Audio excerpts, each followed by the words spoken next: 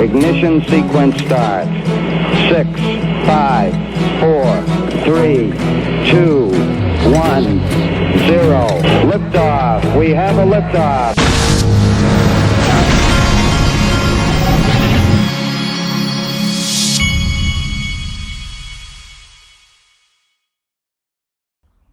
Hey everybody, this is the Digital Asset Investor, and I wanted to tell everybody right out of the gate today in DAI XRP.com, the member group, we're going to do a live Zoom. I'll be in there, and Brad Combs from Digital Perspectives will be in there, and people from my group and his group will get to participate. So if you want to see that, go join up. It's DAIXRP.com. Okay. Dark Defender, I love this. He's a supporter. I love this guy. Salute from sunny Amsterdam morning. I hope you're all fine. Our precious XRP is still teasing 66 cents. The good news is he will break within hours. So let's break here. Stay above 73 cents on the 11/13 and touch 87 cents on November 19th. And yes, hashtag free DAI by that date. Enjoy the taste of your coffee. Dark Defender, I am enjoying the taste of my coffee. And in fact, let me take a sip. Oh yeah, it's good this morning. Then we've got this from Crypto Insight UK. And by the way, I appreciate the support for Dark Defender. He's put the hashtag free DAI on his charts. And by the way, on the free DAI front, I am going to be meeting with an attorney. The one I was going to do did not work out, but I'm meeting with one this week. And so I'm going to hopefully find out if I can kind of talk about it publicly while we go through the process. Anyway, Crypto Insight UK XRP blast off T minus four days, as we discussed on our first XRP blast off chart. XRP lags Bitcoin price action. However, looks like XRP breakouts are getting closer and closer to the Bitcoin moves. On our first big breakout, it took 22 days. The last pump took 13 days. If we continue to close the gap, it would give us a rough breakout date of November 15th. So Dark Defender's saying 19th. He's saying 15th. XRP had some time to cool off. Or is the stage set? The market is getting exciting and sentiment isn't necessarily following. This is a good for potential expansion. I like the sound of all of that.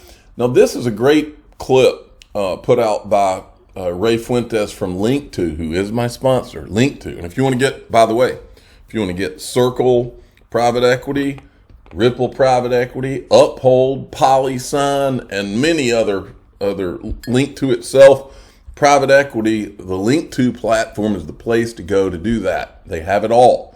But this right here, you want to get excited about where crypto's going. There's so much negativity by people like Gary Gensler that is injected into this. But you have to remember, they are only setting this up for their friends, Gary's puppet masters. This is what's really going on. We have many companies in here, both very large companies and startups that are tokenizing real-world assets, treasury bills, digital funds, and other things, connecting investment and other assets into this infrastructure. We have global scale remittance networks. We have leading remittance companies from different regions of the world who are solving the hard problem of moving money to people who need it efficiently and fairly. We have digital wallet companies from every region in the world, from Africa, Latin America, Southeast Asia, who are building products to bring digital dollars into the hands of those people. Major consumer brands are in the room. Major internet platform companies are in the room. Super apps from emerging markets are in the room. Global humanitarian organizations who are at the forefront of using digital currency for the delivery of humanitarian aid are in the room. Major global banks who are connecting to and supporting this infrastructure in different ways are in the room. Ray Fuentes Investors who are backing thousands of talented teams and entrepreneurs from every corner of the world are in the room. There's capital markets infrastructure companies, including exchanges, trading firms, asset managers, custodians, firms who ensure that the global market infrastructure that supports this economic activity is always on and safe and globally available. I'm not going to play the rest of it, but I do want to point to Linda Jones' tweet. Breaking news, stablecoin issuers circle considering IPO. That's not a coincidence, folks. You got Link to doing an IPO in 2024. Circle is considering an IPO in 2024. Ripple, question mark.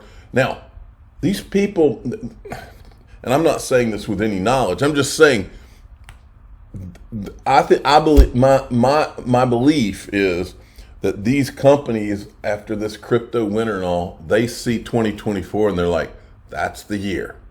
And that's the year this is all going to ramp up, or towards the end of this year into that year. And that they're priming the pump, and they know that'll be the time to strike with an IPO. Don't forget the Link2 platform, folks. It's all coming. Now look at this. Gold Telegraph, almost as if it's all planned.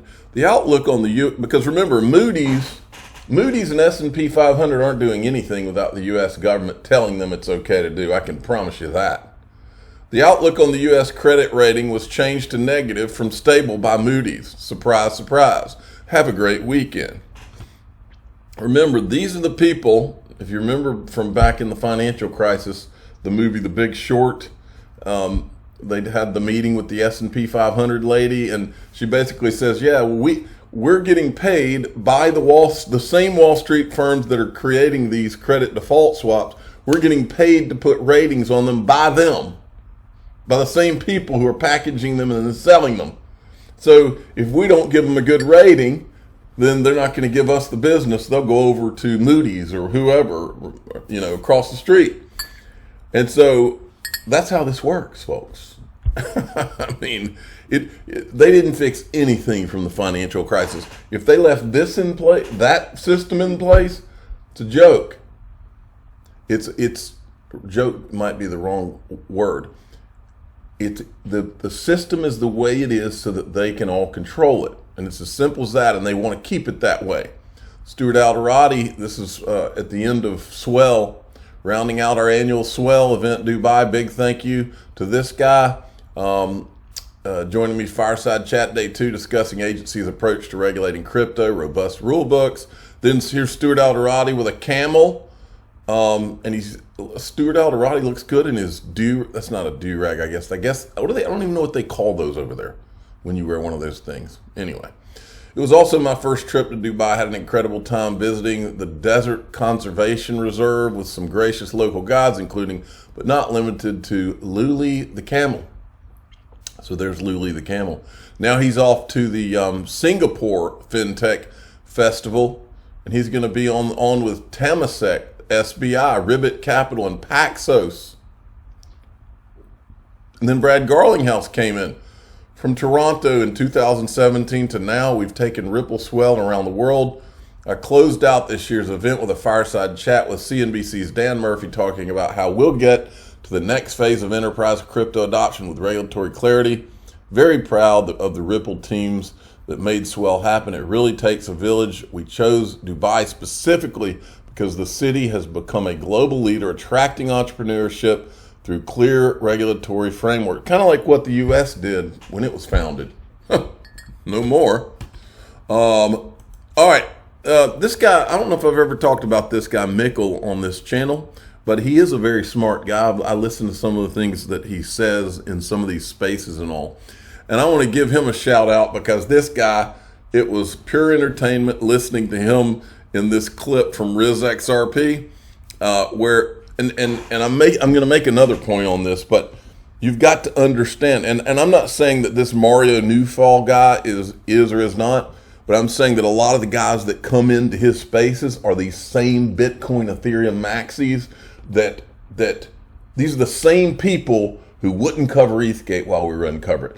These are the same people who look the other way. These are the same people who enabled the Bitcoin and Ethereum through the media, through their crypto media and all of that. These are the same people. And I'm pointing that out for a very specific purpose, because I'm about to talk about Narioff and his space, Stephen Narioff, because anyway, I'll get to that. But first I want to hear you, I want you to hear Mikkel drop kick these guys. And I just want to respond Yeah. if I can touch on that. I actually don't have a strong opinion on XRP, but if you just think of things as a spectrum with Bitcoin on the far end, clearly not a security. I think regardless of what you think of crypto, you'd kind of agree with that. And then on the far other end. Actually, no, that's not correct. Bitcoin's not on some far end, clearly not a security. Homeland Security met with the 4 Satoshis. There's your common enterprise. 4 Satoshis, they know who they are. They're lying about not knowing who they are. That's your security right there. So you're wrong on the first thing. Be like the extreme speculation ones, like, Pepe coin or whatever. XRP is at least somewhere towards the middle. I actually don't have a strong opinion on it one way or another. But the point is, if the judicial branch is saying XRP is, not a security, then I think it bodes well for a lot of the other things that are, kind of further to the right of that in terms of. Actually, it doesn't bode well. They have to go through a lawsuit because it's all case by case basis. Remember facts and circumstances? They all have to go through their own lawsuit, the way I've heard Gary talk. Credibility. Yeah, I mean, there's only one cryptocurrency, right? That's right now really getting adoption by financial institutions in the cross-border payment sector.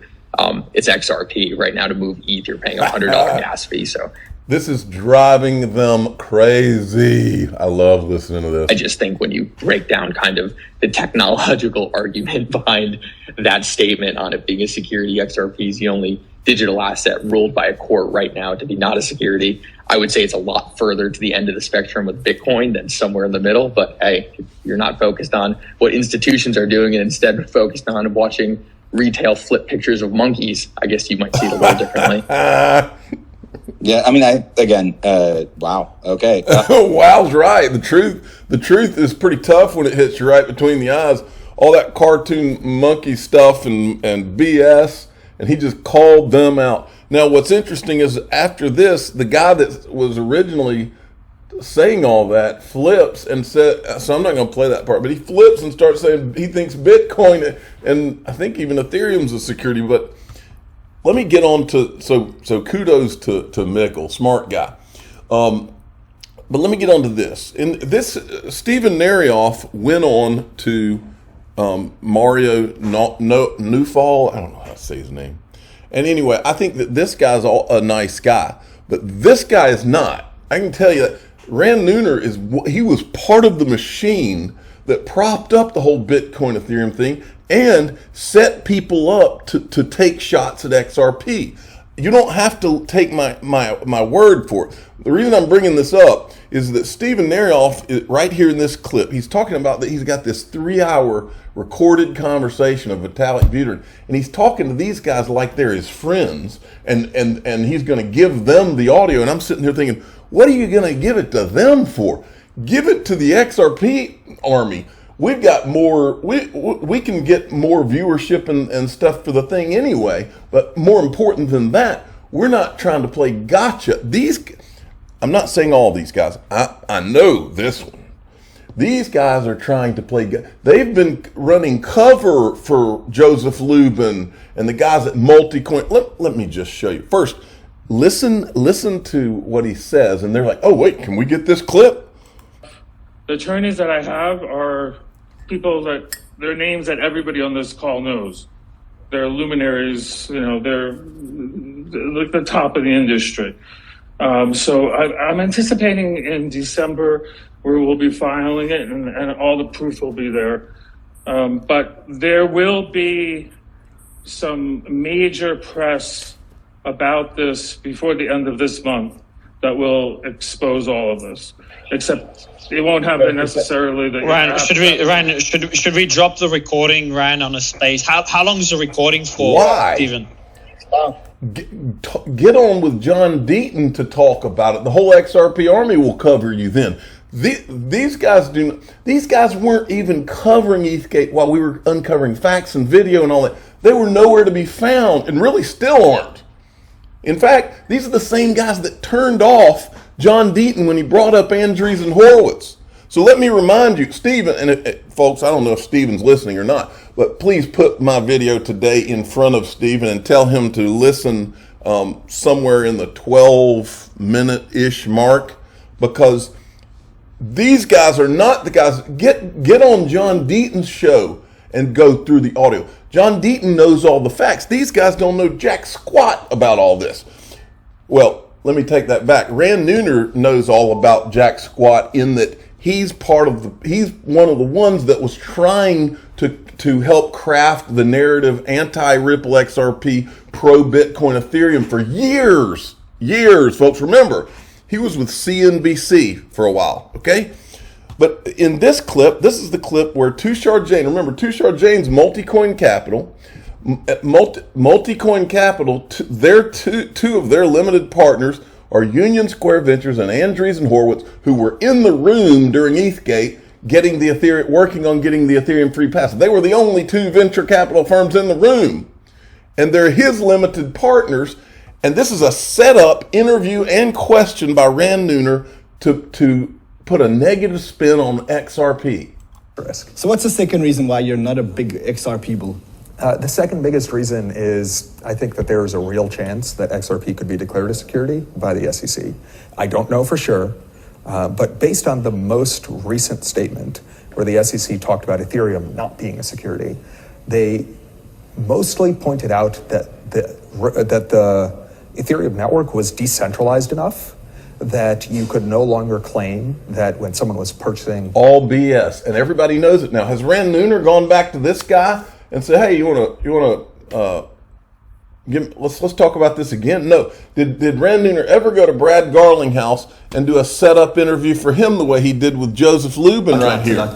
Specifically, whether Ethereum is a security or not a security, where do you stand with regulation? So we spend a lot of time talking to regulators around the world, definitely including in this country. On the securities front, we will issue tokenized securities. The securities will become programmable, so they're going to be very interesting ways of issuing shares in companies.